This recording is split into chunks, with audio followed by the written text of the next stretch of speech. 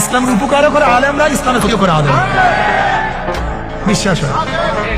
ধরে নেন বাইতুল মোকাররমে যেই মিছিল করছি আমরাই বলি বেপর্দা মহিলাদেরকে ধরে নেন, এটা যে আলেমরা না করতো বা ইসলামের দলের কেউ না করতো, ধরে নেন, মনে মনে চিন্তা করেন তো, যদি এটা বিএনপি করতো বা আওয়ামী লীগ করতো বা রাশেদ খান মিনিমের দলের করতো বা কমিউনিস্টরা করতো, বলে তো বাংলাদেশ আন্দোলন কেমন হইতো?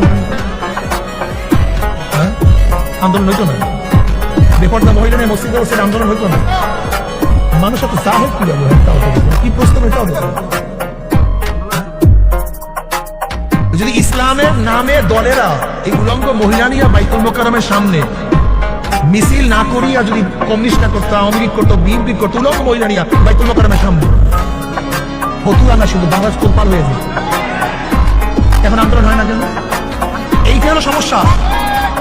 এর যদি ইসলামের নামে কোনো ভণ্ড যদি কোনো দেশে একবার হয়ে যায়, ওই দেশে কেয়ামতের আগ পর্যন্ত ইসলাম আসবে না।